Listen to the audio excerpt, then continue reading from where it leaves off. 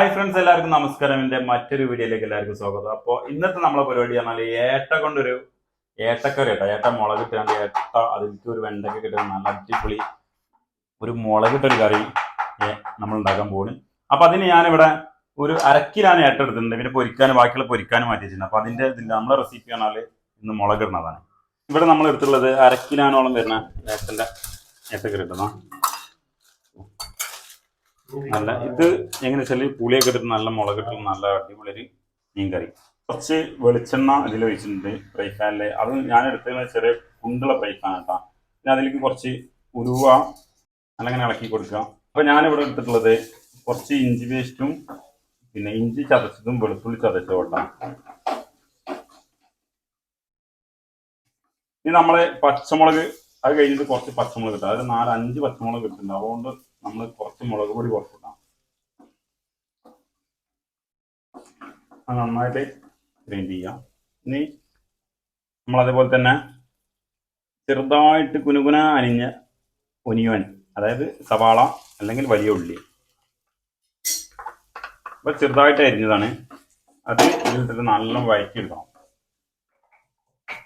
അപ്പോൾ നമ്മളെന്ത് ചെയ്യാം, നല്ല മൂടി വെച്ചുകൊണ്ടിട്ടാം. അതേപോലെ നല്ല ഇളക്കി കൊടുക്കുക. പിന്നെ കുറച്ച് ഉപ്പിട്ട് കൊടുത്താൽ ഉള്ളി പിന്നെ എല്ലാവരോടും പറയാം, പ്രത്യേകിച്ച് പറയേണ്ട ആവശ്യമില്ല, ഉള്ളി നല്ല പാടും. കുറച്ച് എന്തെങ്കിലും ഉപ്പിട്ട് കൊടുക്കുക. നമ്മളിവിടെ കുറച്ച് എനിക്ക് കണക്കൊന്നുമില്ല ഉപ്പിന്, അങ്ങനെ ഉപ്പ് കുറച്ചൊക്കെ ഉണ്ട് വാരി വെച്ചിടും. അപ്പൊ നമ്മളെന്ത് ചെയ്യാം, കുറച്ച് അരിഞ്ഞെടുത്ത തക്കാളി ഉണ്ട്, അത് ചെറുതായിട്ട് അരിഞ്ഞിട്ടാം. അപ്പൊ അത് എനിക്ക് ഇട്ട് കൊടുത്ത്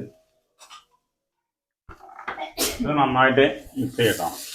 അപ്പോൾ ഏകദേശം ഉള്ളി വാടി പകുതി അയക്കണം. നല്ലത് ഇളക്കിയിട്ട് നമ്മളൊരു ഗ്രേവി പോലെ ആക്കി എടുക്കണം. ഇളക്കി എന്നിട്ട് അതിലേക്ക് വേണ്ട സാധനങ്ങൾ മല്ലിപ്പൊടി, മുളക് പൊടി, മസാല എല്ലാം കൂടി ഇട്ടിട്ട് ഇളക്കി നന്നായിട്ട് ഇളക്കി. ഓക്കെ, അപ്പോൾ നമ്മളിവിടെ എടുത്തിരിക്കുന്നത് കുറച്ച് മഞ്ഞൾപ്പൊടി,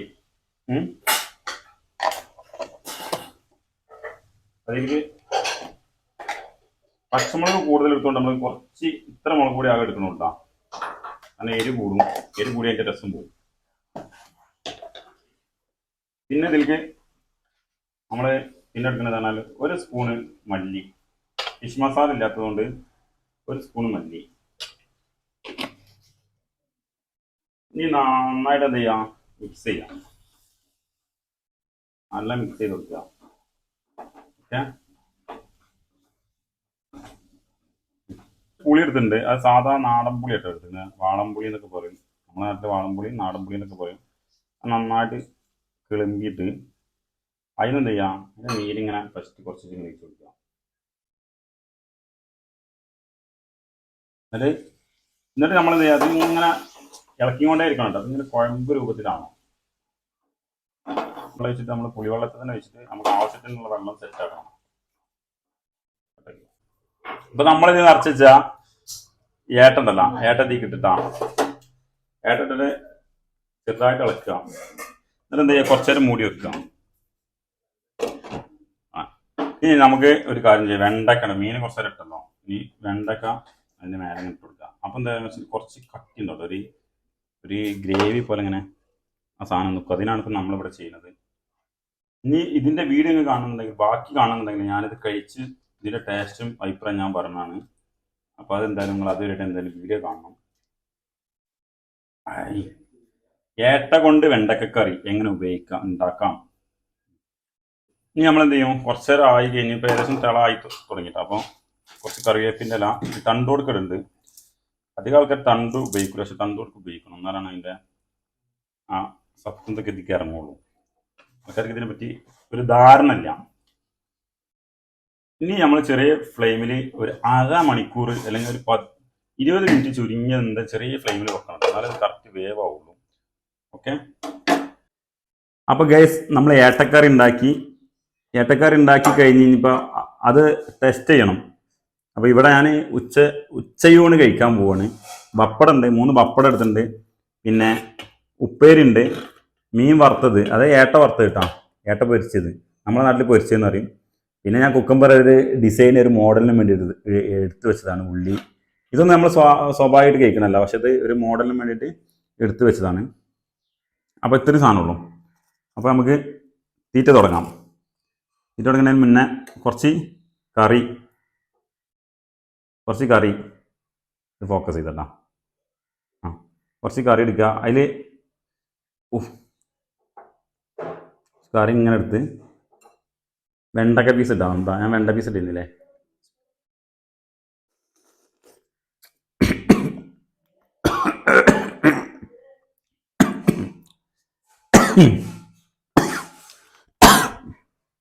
ഓക്കെ അല്ല, തുടങ്ങിയാലോ. ആജി ബിസ്മില്ലാ ബിസ്മില്ലാ.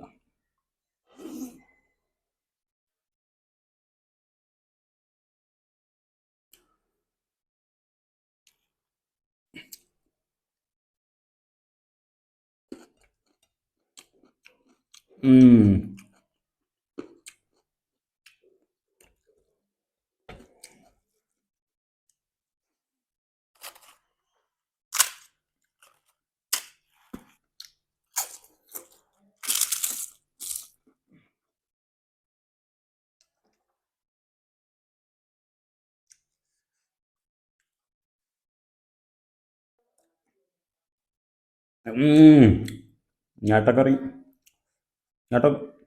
നമ്മൾ വിചാരിച്ച പോലെ അത്ര ടേസ്റ്റ് ഇല്ല. എന്നാൽ ഈ കറിൻ്റെ തോണ്ടാറുണ്ട്, അറിയില്ല, കുഴപ്പമില്ല. പക്ഷെ പൊരിച്ചത്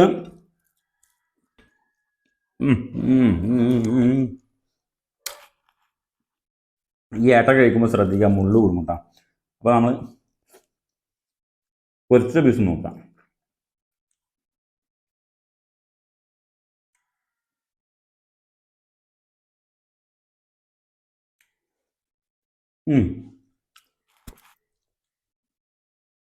പൊരിച്ച പീസ് കുഴപ്പമില്ല, പക്ഷെ കറിയത്തെ പീസ് ഞാൻ പെർഫെക്റ്റ് അല്ല. എന്നാൽ നല്ല എല്ലാവരും ട്രൈ ചെയ്യണമെന്ന് ഞാൻ പറയട്ടോ. ഇന്നലെ എല്ലുകറി വെച്ചപ്പോൾ ഞാൻ എല്ലാവരും ട്രൈ ചെയ്താൽ സൂപ്പറാണ് ഇന്ന്. പക്ഷേ ഏട്ടക്കറി അത്ര സൂപ്പറല്ല, എനിക്ക് അത്ര ഇഷ്ടപ്പെട്ടില്ല. കറി കുഴപ്പമില്ല, കറി നല്ല ഉപ്പും പുളിയും ഇതൊക്കെ നല്ല സെറ്റാണ്. പക്ഷേ ഈ ഏട്ടൻ്റെ ഈ മാംസം ഉണ്ടല്ലോ, എനിക്ക് വല്ലാണ്ട് ഇഷ്ടപ്പെട്ടില്ല. ഏട്ട കഴിക്കുന്നവർ കുറവായിരിക്കാം, പക്ഷേ എനിക്ക് ഇഷ്ടപ്പെട്ടില്ല. എന്നാലും കഴിക്കണം, നമ്മൾ കഴിക്കണം മുതലാട്ടോ.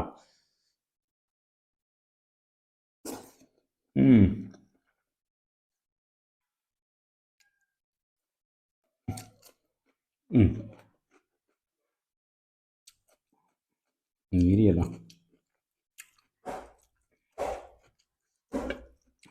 മതി.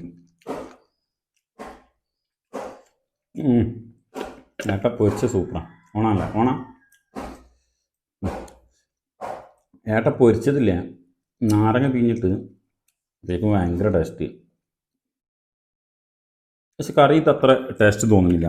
അപ്പോൾ നിങ്ങളാരും ട്രൈ ചെയ്യുമെന്ന് ഞാൻ പറയില്ല. ഇനി അഥവാ ഇൻട്രസ്റ്റ് ഉള്ളവർ ട്രൈ ചെയ്ത് നോക്കുക. ഏട്ടക്കറി അധികം ആൾക്കാരും അല്ലെങ്കിൽ ഏട്ട അധികം ആൾക്കാരും കഴിക്കൂല, അതാണ്. അപ്പോൾ എത്ര ഉള്ളൂ നമ്മളെ വീഡിയോ കണ്ട് ഇഷ്ടമായി കഴിഞ്ഞാൽ എല്ലാവരും സബ് ചെയ്യുക, ഷെയർ ചെയ്യുക, ലൈക്ക് ചെയ്യുക. അപ്പോൾ അടുത്ത വീഡിയോ കാണുന്നവരേക്കും എല്ലാവരോടും ബൈ ബൈ, സീ യു.